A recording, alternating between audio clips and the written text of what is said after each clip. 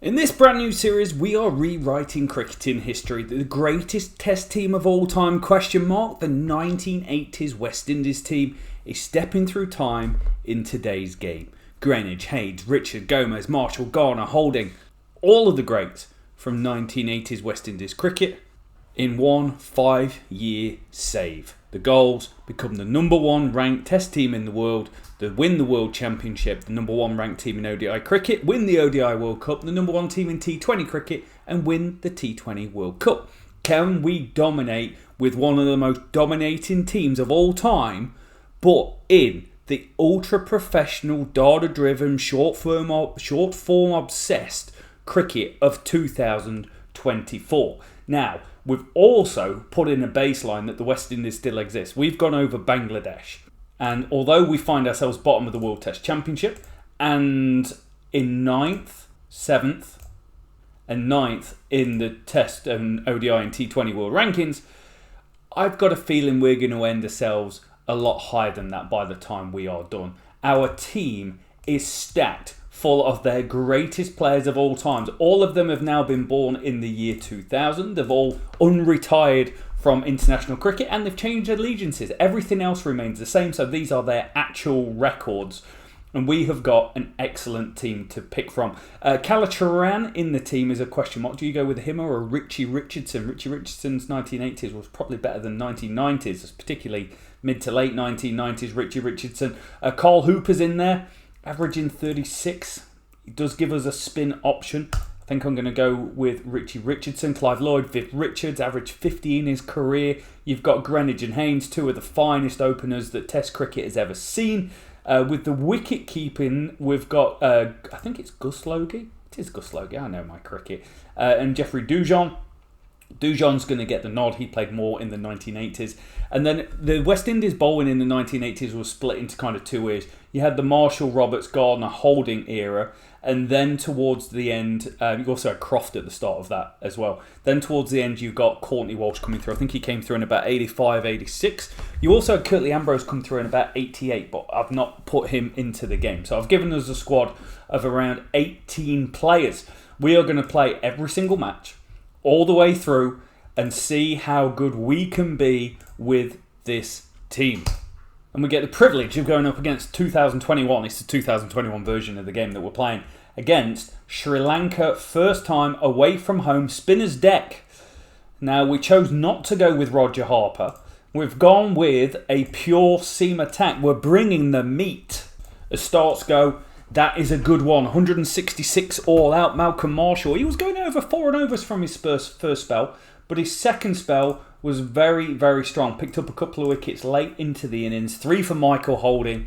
This is, one of the all-time great bowling attacks in Test cricket history that we are playing with. We expect to do well.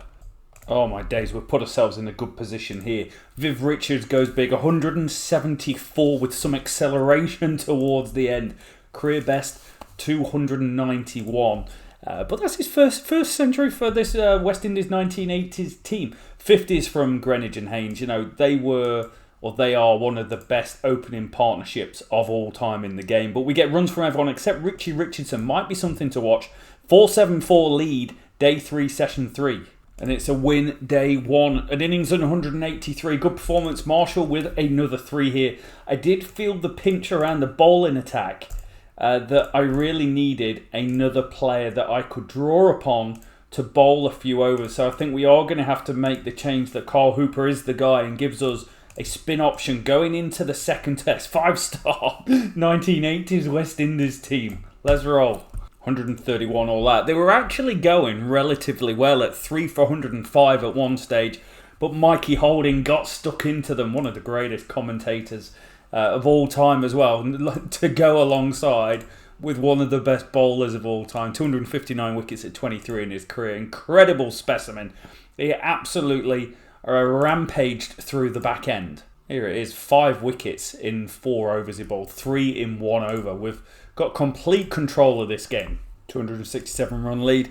It's the Haynes and Greenidge show. I think we're going to see a lot of this across multiple different formats. They are that good. 213 for the opening stand. We do fall apart, but there's something pretty special. Gordon Greenidge played at my local cricket club that I used to play for back in England.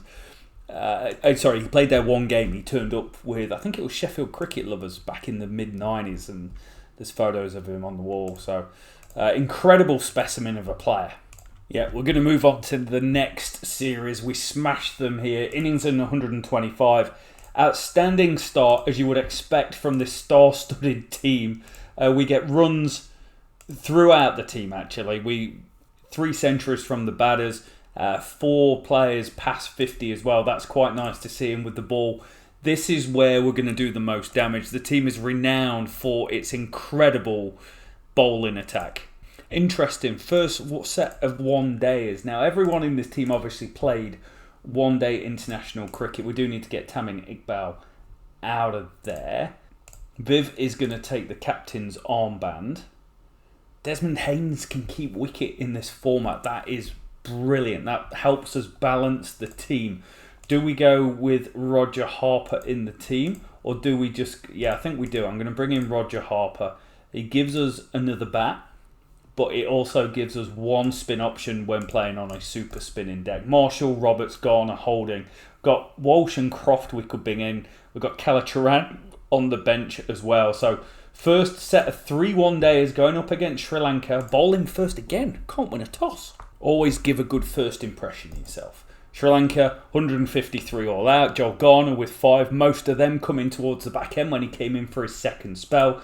And we knocked them off in 32 overs. Gordon Greenidge, 97 not out. He boasts a record 11 centuries, 45 average in this format. Desmond Haynes was slightly slow. These strike rates, historically were slower in one-day cricket back in the day. So it's going to be interesting to see how they translate into the modern game and whether you can actually score fast enough with these players.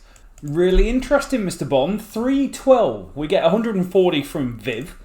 Finest. Absolute legendary player. One of the greatest players to ever step foot on the hallowed turf that cricket provides. And Sri Lanka knock him off. And we're quite expensive. Holding going at 7s. Roger Harper going at 8s. Their opener scores 113, and all of a sudden we are 1-1 with 1 to play. And the only thing we've got is that we could take out Roger Harper and bring in Courtney Walsh, who we know can't bat. And that is the move we are going to make. It's interesting, we're not even a 5-star team, we're a 4.25-star rated team. So we potentially could come into some strife in the one-day competitions, adapting to the modern game. We get home, but it is not easy. They get 255. We get a couple of opers from Carl Hooper, super languid bowling style. I used to love watching him bowl. He didn't bowl very often, but I always enjoyed his style. Guys going at 4s and 5s, so quite reasonable. But we only just get across the line. We get starts from the top 4, but then it's a big partnership. 134, Carl Hooper 93 off 90, Richie Richardson 55 off 64. We win the series just and move up to joint 7th in the rankings. India beat New Zealand in the World Test Championship final. And now we get to go and play against Zimbabwe. So we're going to run through 3 or 4 different series each episode. So today we've got Zimbabwe to go, we've got Australia, and we've got New Zealand. The next episode we've got England in one-day cricket. Then we go into a T20 World Cup, and we've also got another 5 series on our hands. So heaps of cricket packed in to year 1. Conditions, it's more seamer friendly this. So I'm pretty happy with that. We are going to stick with exactly the same team that's got us here so far. Going up against a 1-star Zimbabwe team. Literally 3 balls in, and Joel Garner has got the first wicket. It's another win. 12 wickets in the game for Joel Garner. 6 for 27, 6 for 72. We bowled them out for 95 in 39 overs on day 1. Then rack them up. 3 centuries. Top 3 players all scoring massive runs. Gordon Greenidge scoring off 119 balls. 1-0. We are going to make a change for this. I'm going to bring in Courtney Walsh. It's another day 1 ramp. Garner with 5. He is absolute gold. 6, 6, 5. Even got a 5 in the one day. As what an absolute specimen. And we do it again. But as you would expect, we're only playing against Zimbabwe. Nothing against them. But we're the 1980s West Indies team. Viv Richards scores 175 of 252. He's had a pretty useful start to the save. Yes, we've played relatively safe, easy games. And Desmond Haynes has now got 3 centuries as well. We win another series. Test match rankings, 11 points. Look at us go. We get favourable conditions to our all-seam attack as well. So 5 seamers going at it, and we've got the better of the conditions. And we get through them again. 3-2-3 for 3. Gordon Greenidge with 146 off 146. The form is quite incredible. I think what I'm ready for is the next step to see how we go against some of the bigger teams around. I kid you not, we have lost the second game because we couldn't knock off 241. Viv Richards with 130 to 171. He went like a train and then got derailed and we couldn't get going. That is a bad loss. 1-1. Got to win the decider, bro. Need a good performance. We get a nice bowling deck.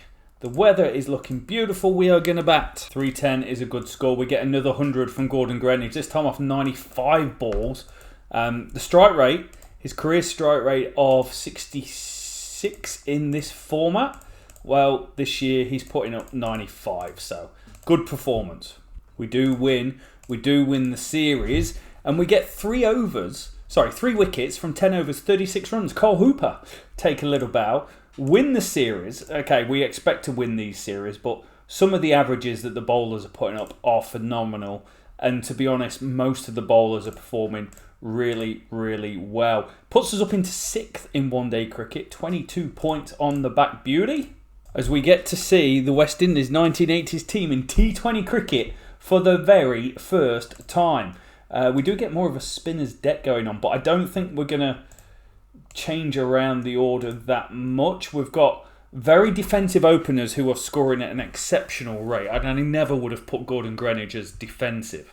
So I think we're just going to give it a roll and see what happens. We know T20 is the hardest format on the game, but I have had some success with it as of late. That's a good old thrashing. Gordon Greenidge, doesn't matter the format, 88 off 63.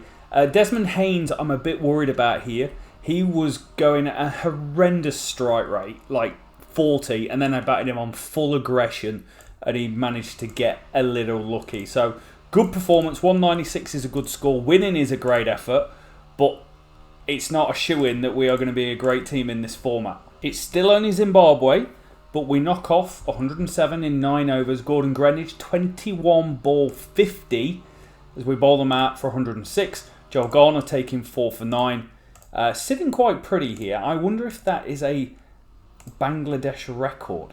No, 20 balls, Mohammed Ashraful. Okay, nicely done. Series wrapped up, 191 for 5. Clive Lloyd with 79. That is his first contribution. You see, I missed seeing Clive Lloyd in the 80s because I was born in 85, but I can remember seeing quite a lot of him in the 90s, and I was like, ooh. Not to be derogatory, but I didn't quite see the hype. But I obviously missed some of his best days. But now we're in for a challenge. Now we are getting on a plane. I assume there was planes in 1980. And we are going to Australia, mate. This is the first meaningful challenge that is coming before us. We are 9th in the world rankings. Australia in 5th. 5 T20s. Show me what you got. I've got a spinner's deck. That is absolutely excellent. Going up against Warner, Finch, Smith, Labuschagne, Head, Carey, Richardson, Stark, Cummins, Zampa, Hazelwood. It's a bowling attack that is up there as one of the best and most consistent bowling attacks of the modern generation. We're going to bat. Power play's good, 64 for none off 6. Greenidge goes to a 28 ball 50. We make 179. It's not bad. But between 10 and 15 overs, we struggled. We lost a couple of wickets. Viv took a little while to get rolling. But Desmond Haynes looking good at 83 off 58. I'm a big fan of that. And we get home nicely in the first one. Slightly expensive with the ball. Michael Holding was great. Courtney Walsh and Marshall. But Roberts and Garner, slightly expensive. But we did take 4 wickets in the power play, which is actually quite exceptional. Like, you're going to win most of your games when you do that. Not a great score, 161. Carl Hooper, 69 off 35. We owe him a lot here because we were in the mire. This 10 to 15 over period is not working out very well for us. but we started to go and we went big here. 4-4-4-6. Carl Hooper taking Jai Richardson long. And we get home, but only just 8 runs in it.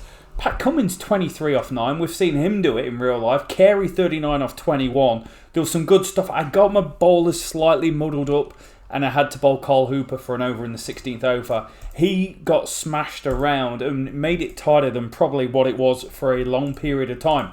2-0 up.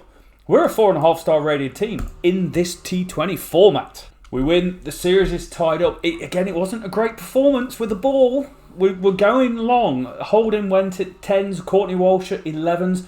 Had to bring in Carl Hooper to give us stability at 8.5 and over. Overall, the numbers are really strong from the team. If we look at the batting so far from 6 games, so we're starting to get a bit of information in. Carl Hooper looking absolutely brilliant when he plays. Greenidge and Haynes incredible. Clive Lloyd adding value with a 172 strike rate. With the ball, Marshall's at a nicked 28 strike rate. Doesn't seem very Malcolm Marshall-like. Michael Holding incredible. Economy rates are amazing. Andy Roberts, you could change him because it's 8.09 economy rate, but a 9.9 strike rate. That is such good stuff. That is amazing. I can't believe we've won it because at one stage we're 3 for 158. We are way behind the run rate. And then look what happens at the end of the innings. Viv Richards gets hold of them. 53 off 23 balls. We win the game 4-0 up. And Australia take the final game. We're 145 all out, but we do win the series quite nicely. We have some good performances from the team as well. Haynes averaged 37, Greenidge 35. Slight decrease in strike rate for Haynes, which is what I kind of saw in that first game. But everyone else's strike rates are pretty good. With the ball, Marshall, he went at 65. That's less than ideal.